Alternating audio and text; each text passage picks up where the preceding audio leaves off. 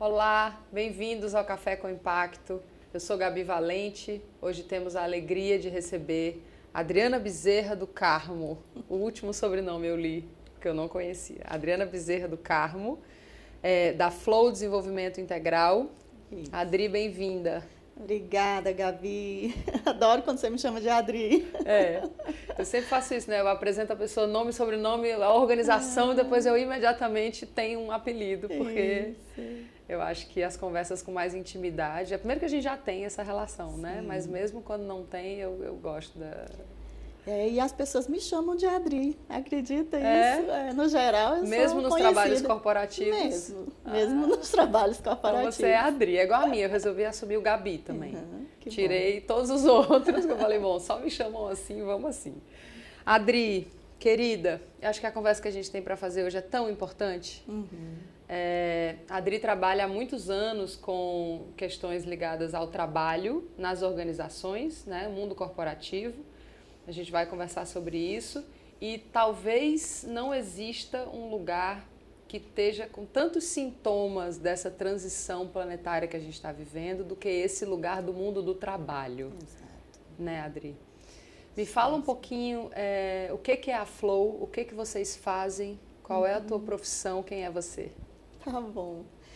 Bom, vou começar por mim, né? A gente está tentando tanto humanizar esse mundo do trabalho, então eu quero começar falando da Adriana, da Adri, né? Essa Adri é uma filha, a filha mais velha de 3 irmãos, sou mãe da Marina, sou psicóloga, tenho algumas especializações na área bem de negócios mesmo, porque fiz algumas guinadas de carreira ao longo da minha trajetória, né? E hoje também atuo muito fortemente com a parte de bem-estar, né? Com o que a gente chama de bem-estar, que infelizmente tem sido trazido ali para um movimento muito banalizado. E bem-estar é uma coisa muito intensa, é muito forte e é o que a gente mais precisa nesse mundo de hoje. É a gente ter realmente essa sensação de bem-estar integral, né, que traz ali um caminho muito forte da gente se conectar com o nosso propósito. Bem-estar fala com isso, né?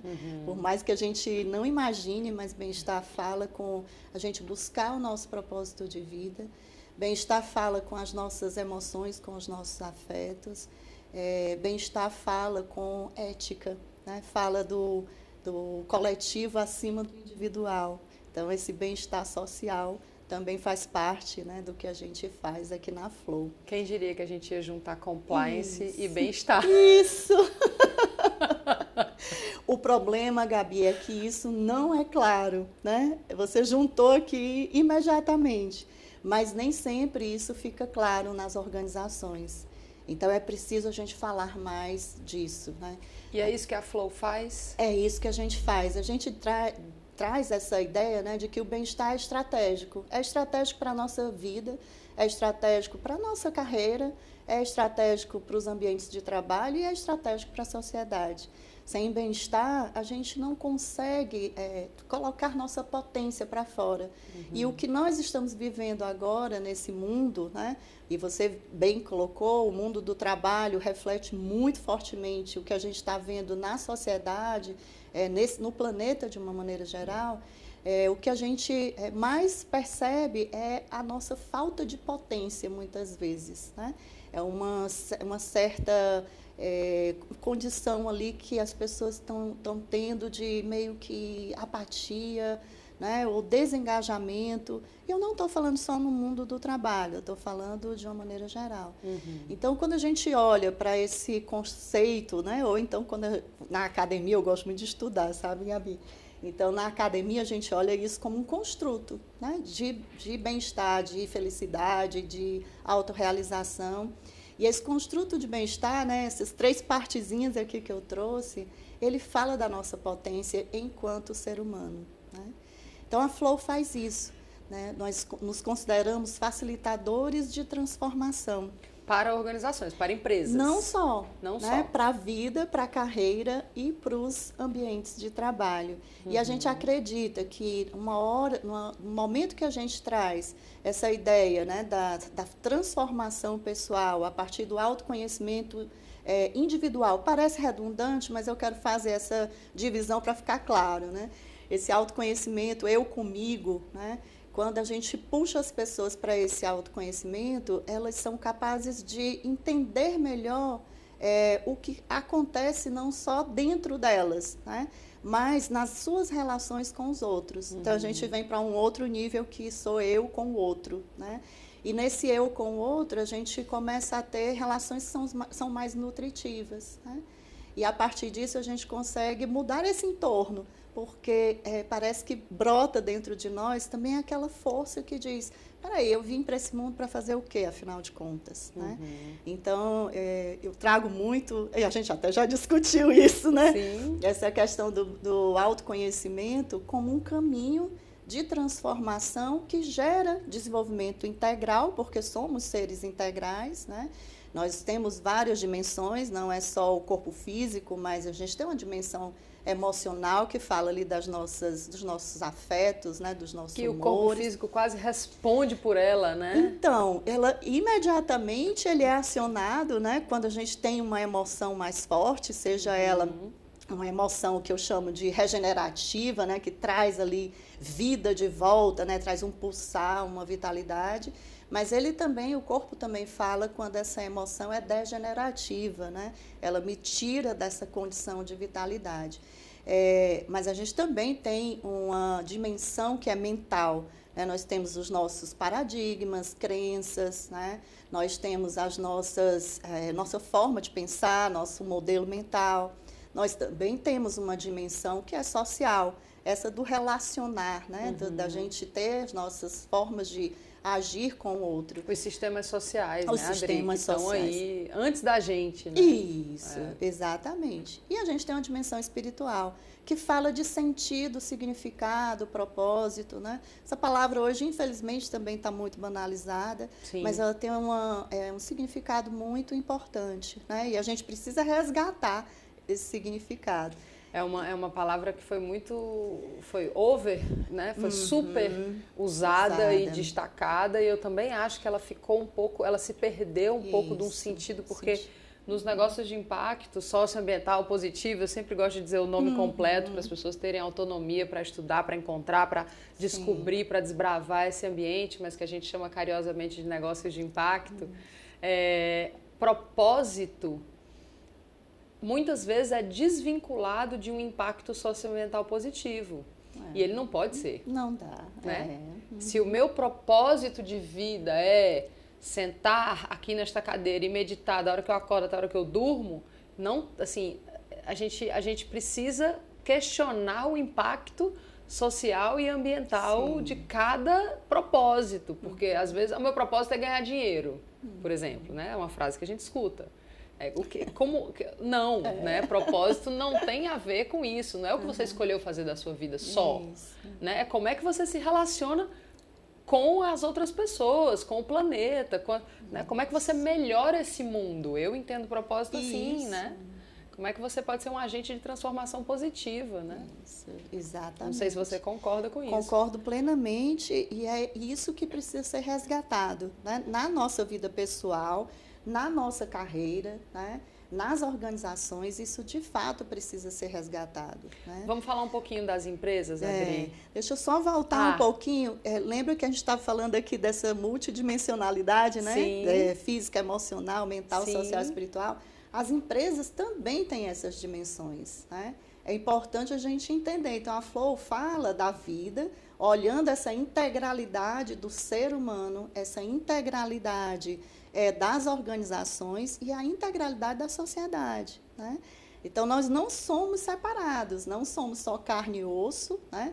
Mas somos emoções. As empresas não são só máquinas, equipamentos e pessoas como recursos, né? Eu até nem uso isso, né? A gente trabalha aqui RH, por exemplo. RH, na nossa concepção na Flow, significa realização humana. Se eu não conseguir ter no meu trabalho algo pelo qual eu possa me realizar, está tudo errado. Eu vou virar um recurso, assim como uma máquina ou um parafuso que está lá. Né?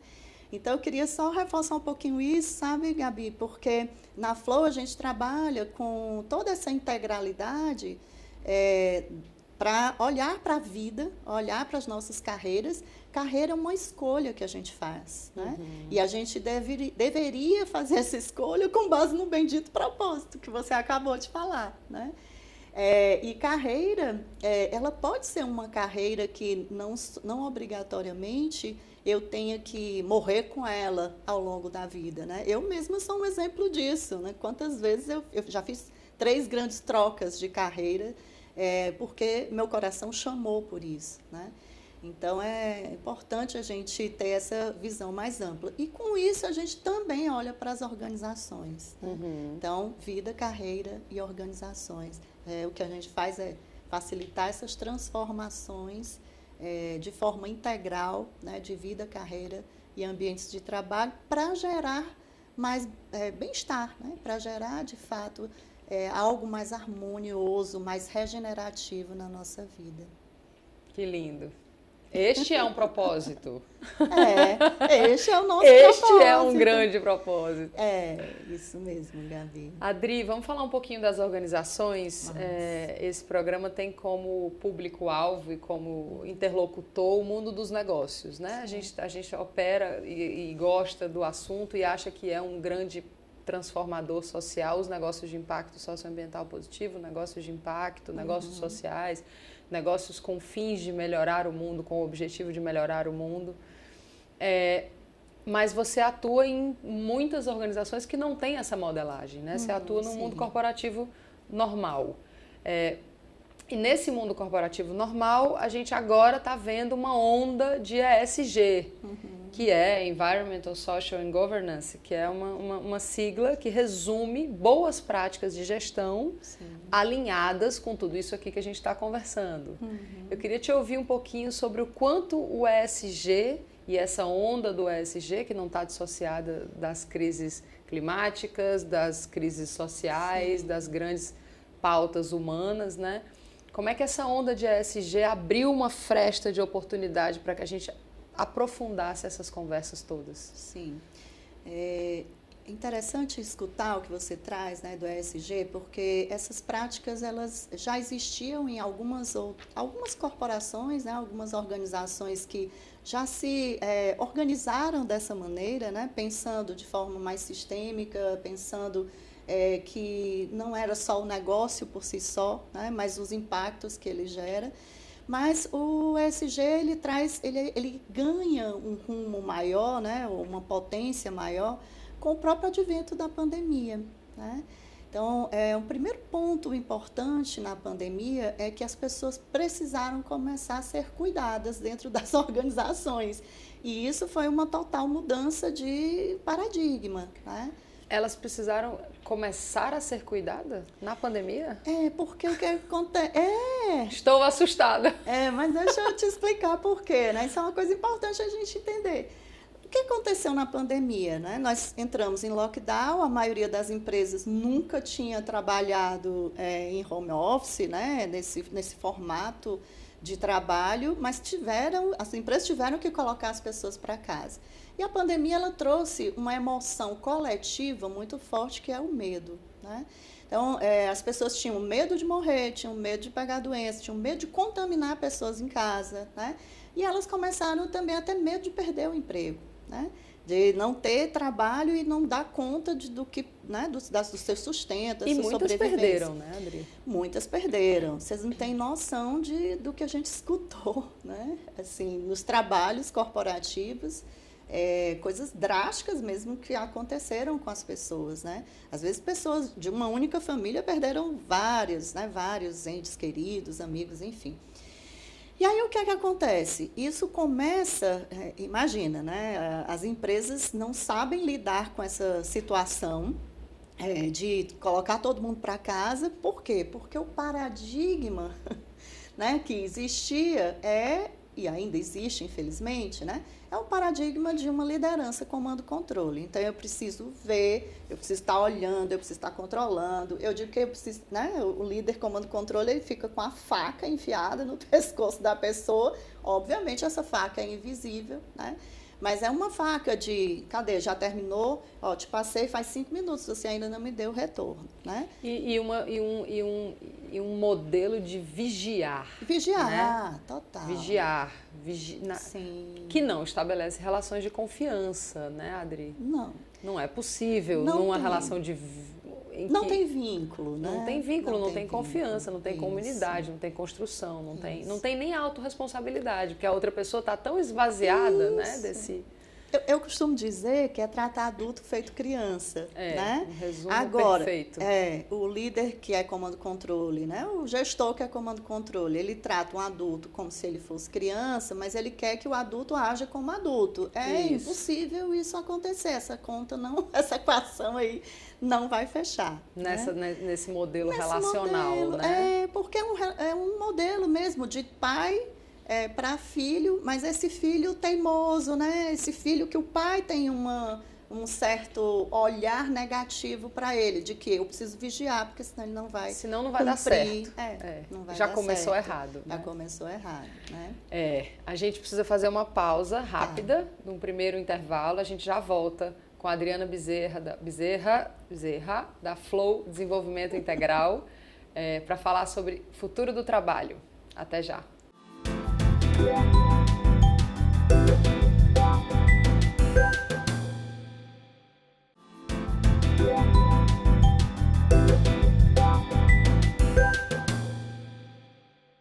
Olá, bem-vindos de volta ao Café com Impacto. Hoje recebemos a Adriana Bezerra do Carmo, da Flow Desenvolvimento Integral. Adri, a gente estava falando sobre a ESG, sobre cuidado com pessoas. Eu queria só traduzir o termo ESG, né? Environmental, Social and Governance. No Brasil a gente traduz como ambiental, social e governança. É uma diretriz mundial hoje para o mundo dos negócios e é para onde todo mundo está olhando.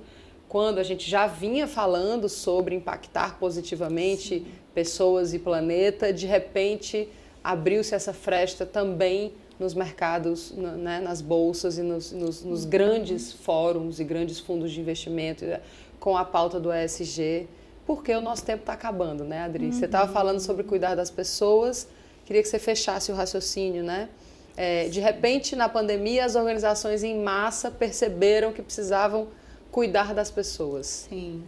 E aí eu estava trazendo a questão do medo, né? Então, eram tantos medos que as pessoas, de forma geral, começaram a travar dentro das organizações, né?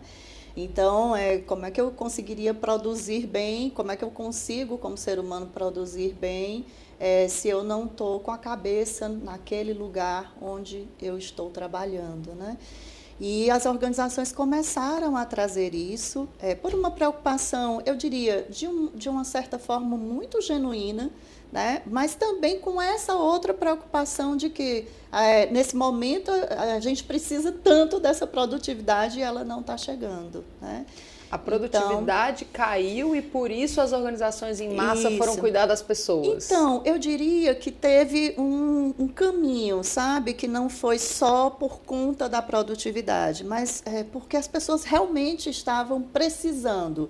Mas, como reflexo dessa necessidade, a gente teve um decréscimo de produtividade, né?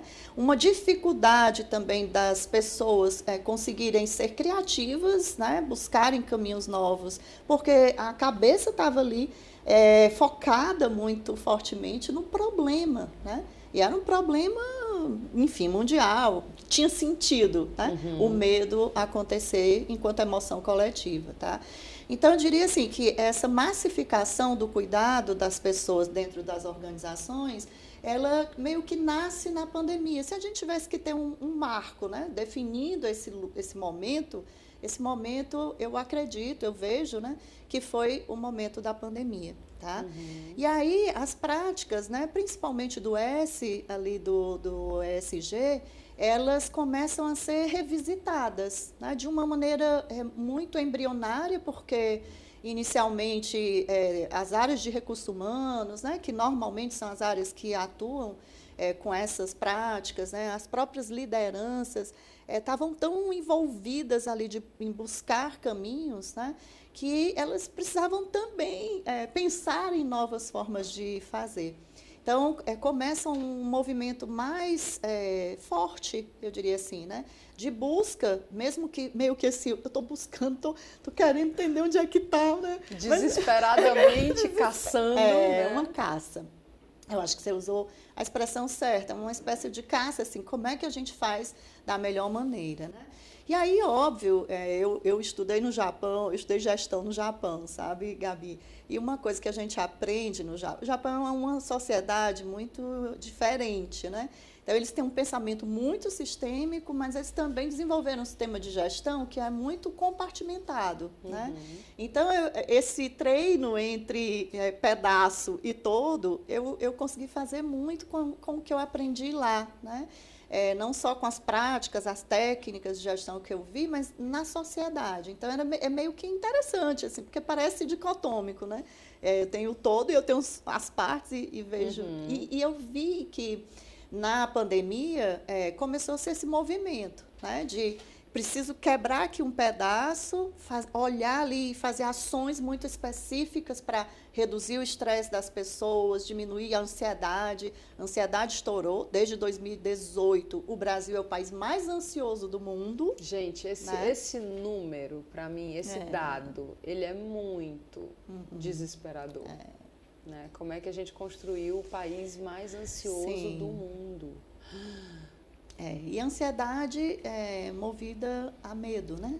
Assim, a emoção primária, vamos dizer assim, da ansiedade é medo. Medo de não dar certo, medo de perder, medo de não funcionar, medo de não dar conta, né? Medo da pressão que recebo e não conseguir gerar um resultado em cima daquela pressão, né?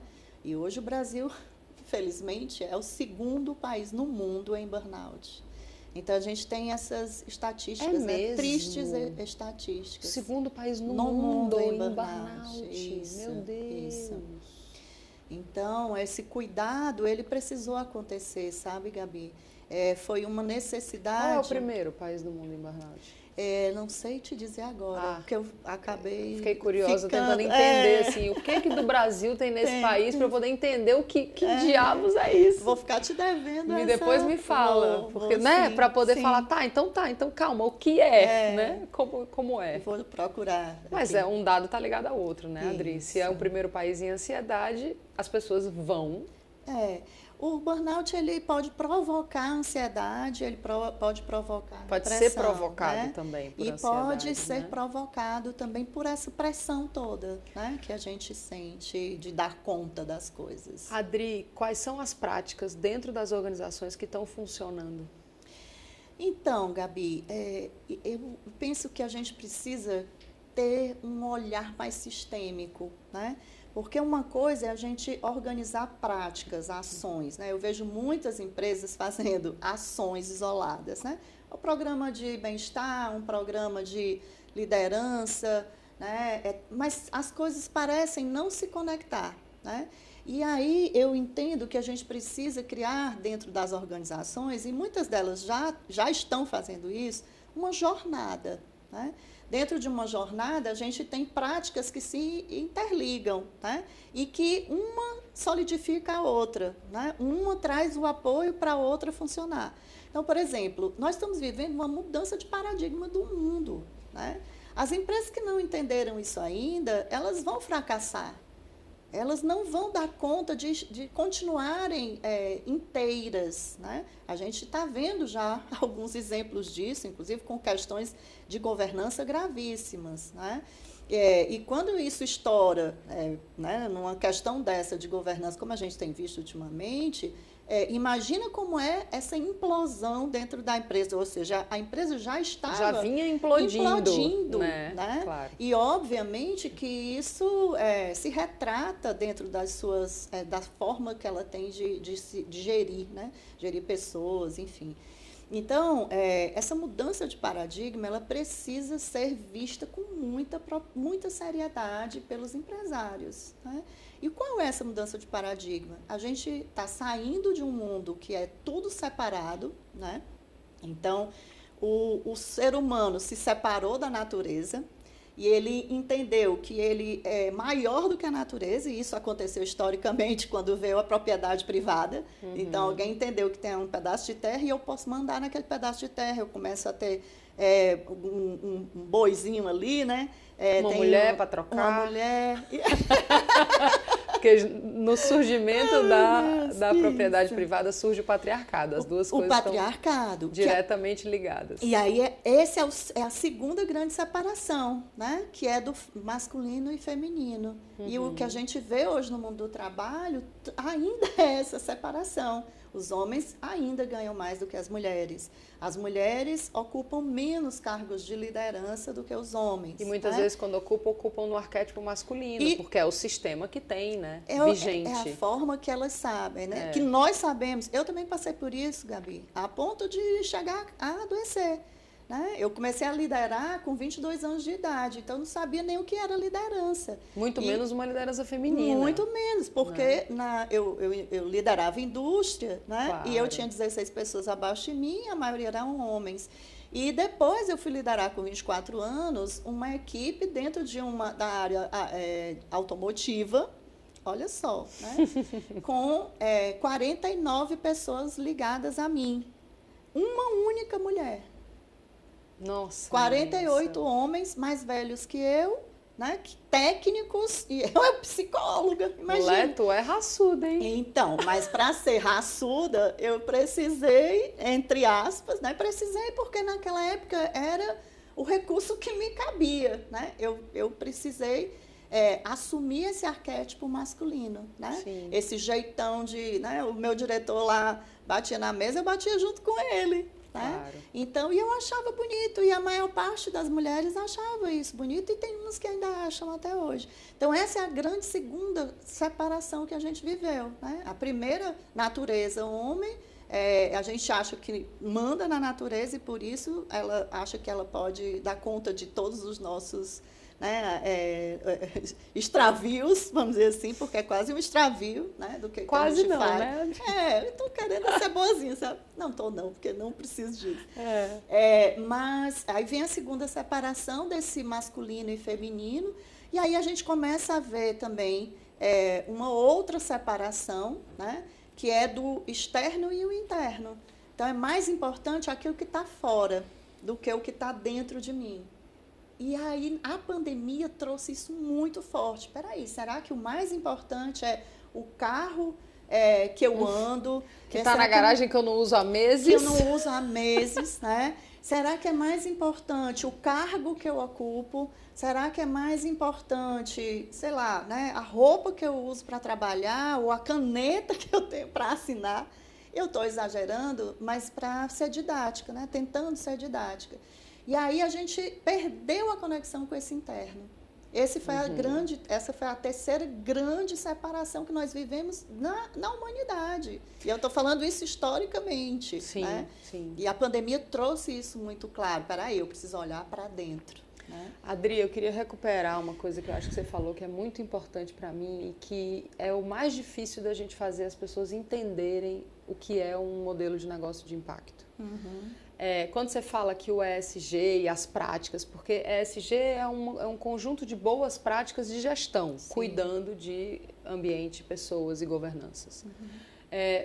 Quando você fala que o ESG, nesse conjunto de práticas, ele precisa evoluir para a integralidade do negócio, que as práticas sim, isoladamente não vão dar conta dos desafios que a gente vive dentro das organizações, me parece uma oportunidade interessante para a gente conceituar a diferença entre práticas e modelagem de negócios.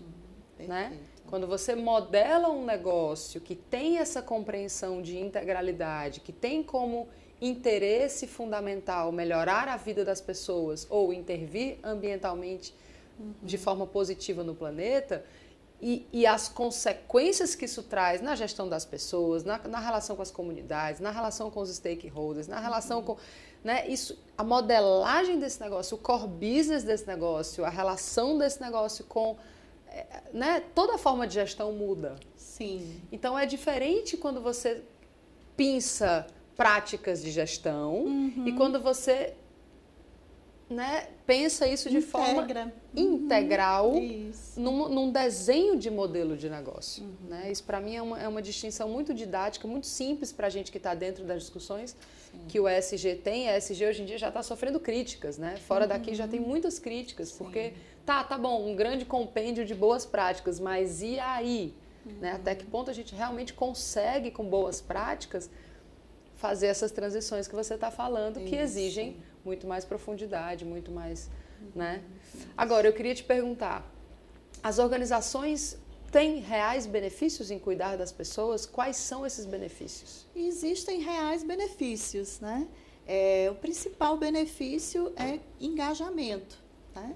Que é o que a gente estava comentando há pouco. Você trazia essa questão da falta de confiança, né? E quando se tem uma relação que é simplesmente do mando, né? Então, quando as pessoas conseguem compreender que elas são cuidadas de forma realmente verdadeira, vamos dizer assim, né?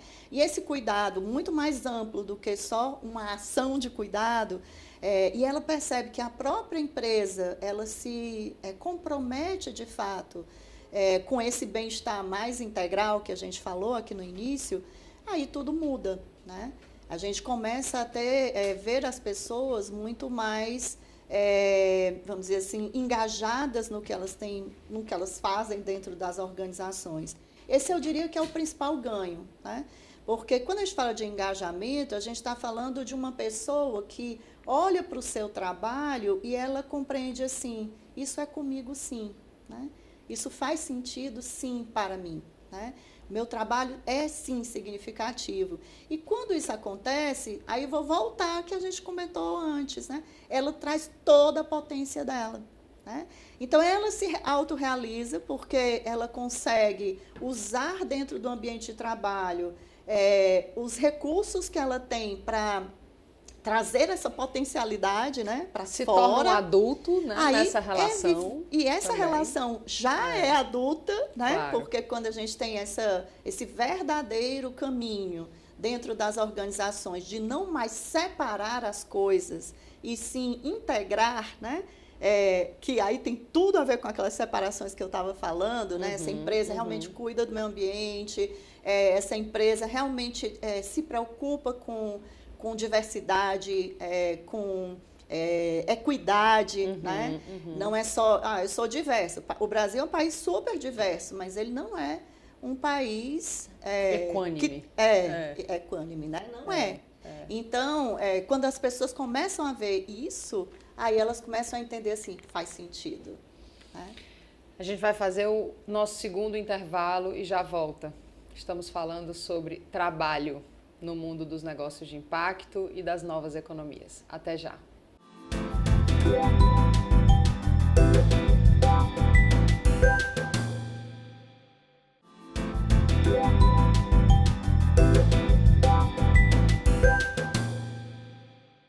Olá, estamos de volta ao Café com Impacto. A gente hoje está recebendo a Adriana Bezerra do Carmo, da Flow Desenvolvimento Integral. Estamos falando sobre cuidar de pessoas, o mundo do trabalho, nessa grande transição de paradigmas, né? Isso. Adri, queria te ouvir um pouquinho, a gente está no nosso último bloco, sobre esse grande fenômeno internacional, né, que vem preocupando todas as organizações, chamado Quiet Demission, demissão silenciosa, e é um desespero, as pessoas não querem mais atuar em organizações. Fazendo uma relação com aquilo que a gente vinha dizendo, né? Sim. Como é que elas vão conseguir atuar descuidadas, né? Sem relações de confiança, sem vínculo, sem pertencimento, sem sentido, sem significar o próprio trabalho, né? Como é que está isso? Então, esse é um fenômeno que persiste, né? E tem sido bem importante. Quando eu digo importante, é negativamente impactante, né, para as organizações no Brasil também. Isso aconteceu muito fortemente, né, no segundo semestre de 2022 principalmente. E a gente associa, né, todo esse processo a tudo isso que você traz, né? Exatamente assim, meio que eu estou jogando a toalha, né? E quiet demission é demissão silenciosa, né? Então a pessoa só sai, ela só pede demissão. É como se ela estivesse ali respirando por aparelhos, né? Assim, eu estou fazendo uma analogia assim, um pouco, tipo, eu vou ficar aqui, mas eu só faço aquilo que é possível fazer no meu dia, né? E aí tem duas formas de olhar para isso, Gabi. Tem uma forma, né? De novo, nesse mundo da dualidade, né? Tem uma forma que é assim, essas pessoas não querem nada com a vida, né? Elas estão ali fazendo o trabalho de qualquer forma, né? E elas não estão engajadas. E tem um outro lado que é assim, o que essas pessoas estão querendo dizer com isso, né? Será que esse modelo de gestão que as empresas estão adotando, né? A cultura organizacional que essas empresas estão absorvendo, né? Estão trazendo, as políticas organizacionais, será que isso está falando com essas pessoas, né? A gente tem a demissão silenciosa, que é esse jogar a toalha, né? Que é o que está se falando muito dentro das organizações, mas a gente também tem um outro fenômeno que eu comecei falando, que era realmente das demissões, né? E essas duas coisas estão andando juntas, tá? Que é importante a gente também entender. Então, por que as pessoas estão realmente saindo e por que as pessoas estão jogando a toalha? Ficando, né? Mas ficando sem engajamento. Sem engajamento. Né? Então, né? É um ficar sem engajamento até que em algum momento pede-se demissão silenciosamente, né? Como se fosse uma continuidade dessa mesma postura que não vê sentido, né, Adri? Eu queria te ouvir sobre essas boas práticas de cuidado com as pessoas.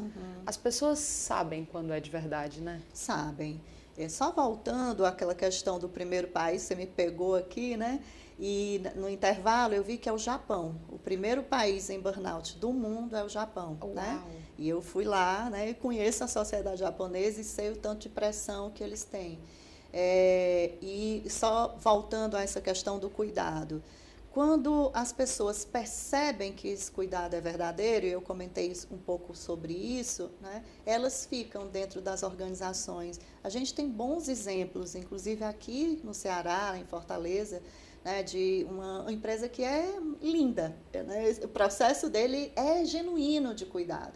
Existe um cuidado genuíno pelas pessoas, pelo ambiente, pelas práticas, não só como coisas separadas, mas as práticas interligadas, né? Um pensamento sistêmico. Então, o que eu percebo quando esse cuidado é verdadeiro, esse cuidado vem da essência da organização. Né? A gente está falando de cultura, mas não é possível falar de cultura sem falar de liderança, né, Adri? Quem é essa liderança que é capaz de forjar uma organização em que isso é de verdade? É a liderança que a gente chama hoje de regenerativa, né? É uma liderança que diz sim à vida. É uma forma de trabalho, né? Onde as lideranças, sejam elas quais forem, dentro de uma empresa, na sociedade, você aqui fazendo esse programa, você é uma liderança regenerativa, né? Ela traz sim à vida, por quê? Porque ela é um agente de transformação para esse novo paradigma de mundo. Né?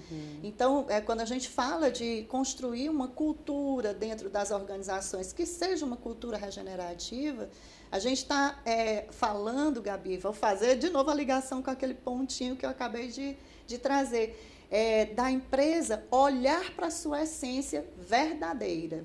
Né? Mas a empresa não tem alma, né? Quem tem alma são as pessoas e as lideranças dentro das empresas. Então, a gente está falando de lideranças que fazem isso, né? Isso. E essa liderança bem trabalhada, né, nesse novo paradigma regenerativo, ela é capaz de trazer essa alma, né?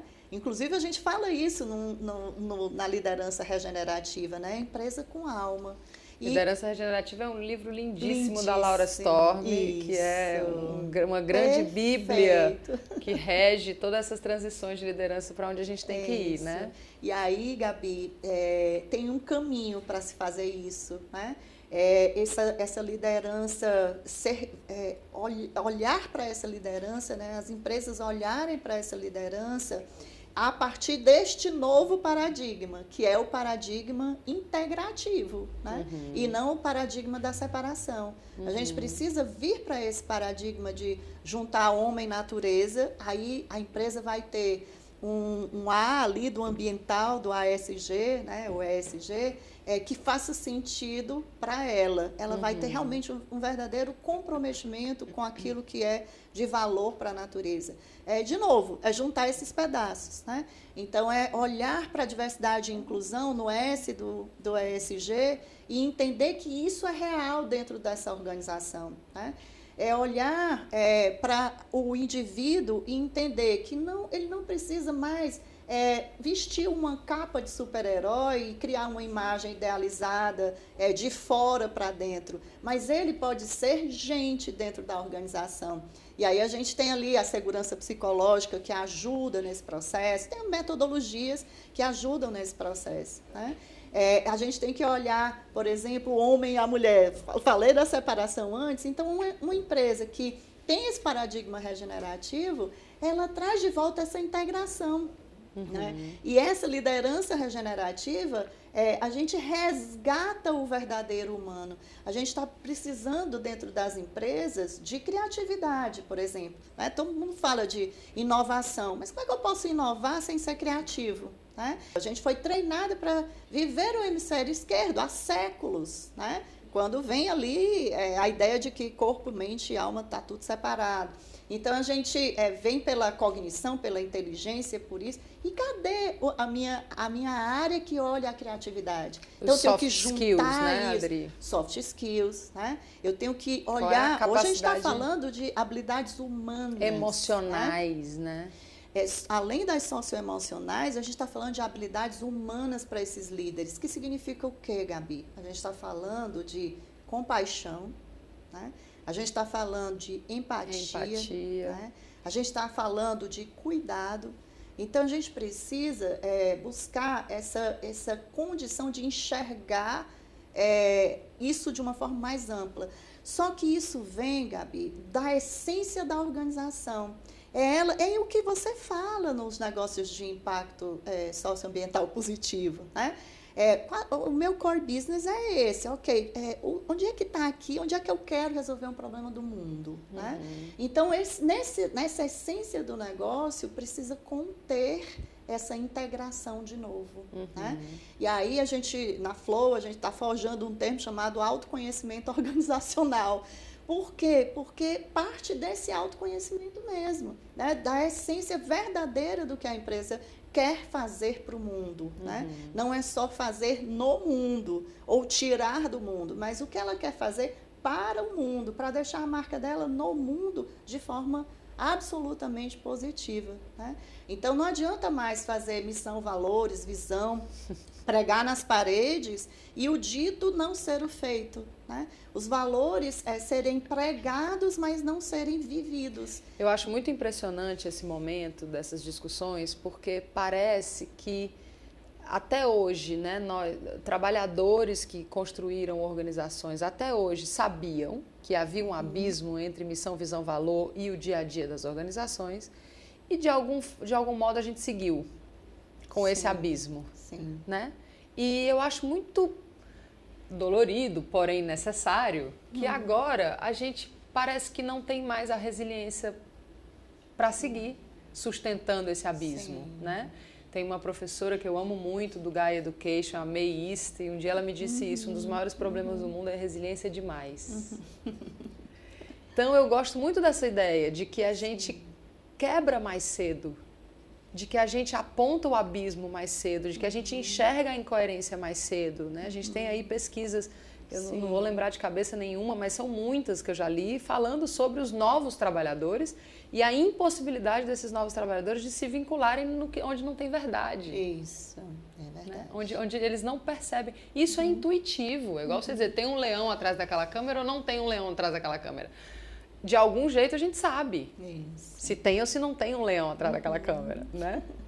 Então tem um movimento é dolorido, é sofrido, tá suado para muita gente, né? O Brasil, maior ansiedade, segunda maior ansiedade, primeiro burnout. Não, o contrário.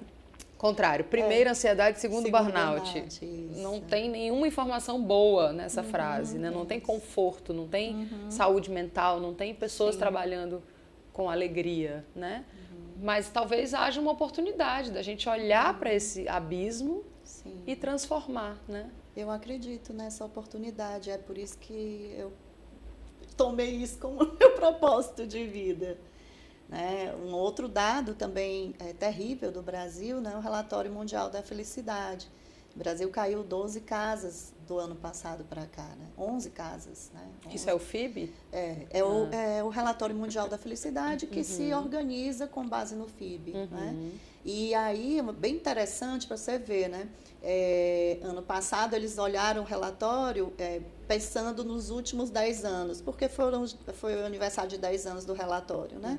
Esse ano eles trouxeram os 10 próximos anos. E o grande marco do relatório para este ano foi: precisamos olhar para a miséria.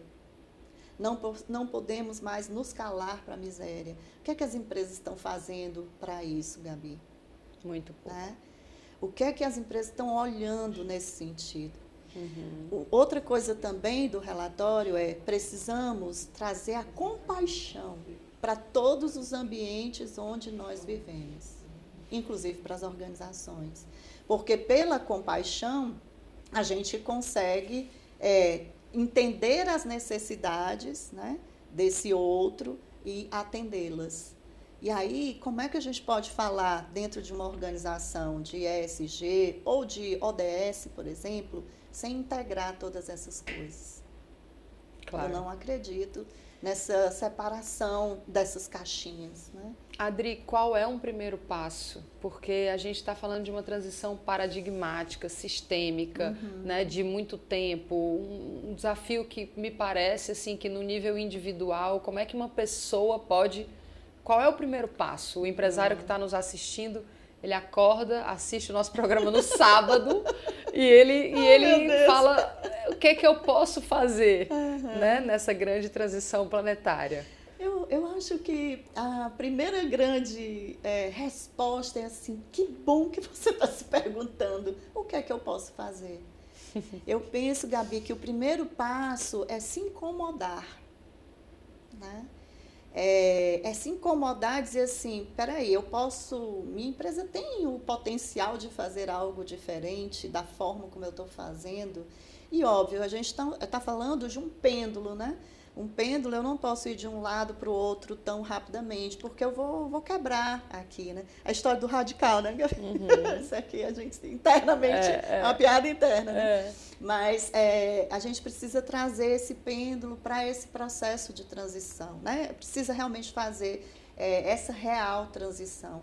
Então, o primeiro passo é a gente entender assim: de fato tem algo que está diferente. O mundo do trabalho não é o mesmo mundo. E ele não é o mesmo mundo porque o mundo que a gente está vivendo não é o mesmo mundo. É, de fato, um mundo em transição de paradigma, né? E reconhecer isso causa um impacto imenso dentro das organizações. Porque aí começa uma pequena mudança de mentalidade. Não, peraí, eu vou oferecer uma vaga, por exemplo, né? Eu vou oferecer só para pessoas A, B ou C, ou eu posso oferecer essa vaga para todas as pessoas, né? Eu estou trazendo uma coisa bem simples para a gente entender que é possível fazer diferente. Ou eu vou promover alguém, mas eu posso promover esse alguém que seja de qualquer gênero, né? Ou de qualquer raça, de qualquer religião, né? E assim vai. Então, é importante a gente olhar que esses passos eles são pequenos, né? Mas, à medida que eles são dados a partir de uma tomada de consciência de que assim, tem algo diferente, é fundamental. Esse é o primeiro passo. É de dentro para fora, né? Da gente sair desse mundo mais ecossistêmico para um mundo mais ecossistêmico, como... né? Dizia ali o professor Otto Scharmer, lindo, maravilhoso, que eu sou fã dele, do MIT. E a gente está vendo isso, né, no MIT, em empresas que já estão realmente indo para esse caminho. Sim. É isso, queridos, queridas, querides. Estamos encerrando mais um Café com Impacto. Tivemos hoje a alegria de conversar com a Adriana Bezerra do Carmo, da Flow Desenvolvimento Integral, sobre trabalho no paradigma das novas economias. Até logo!